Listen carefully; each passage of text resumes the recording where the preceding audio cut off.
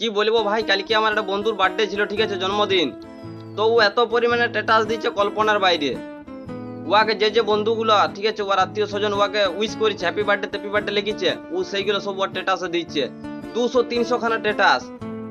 5টা বাজছে, বিকাল 5টা, যখন আমি ওর স্ট্যাটাস দেখতে ঢুকি, 7:30টার সময় বেরাচ্ছি। স্ট্যাটাস দেখলাম না সিনেমা দেখলাম, বুঝতে পারলাম। মানে স্ট্যাটাসের আর শেষ নাই ভাই।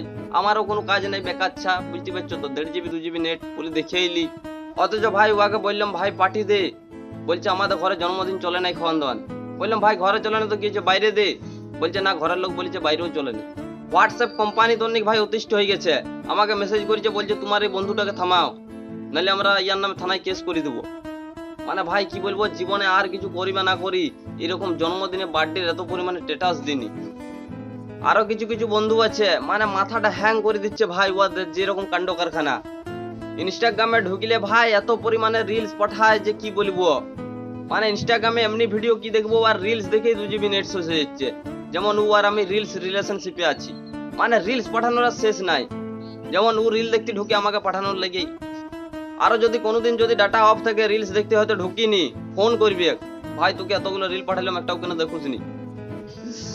কি বলবো হে, বলার কিছু নাই। আর বেশি কিছু বলতে লারি ভাই, ডিএপি আনতে যেতে হবে, কাল ধান লাগানো আছে।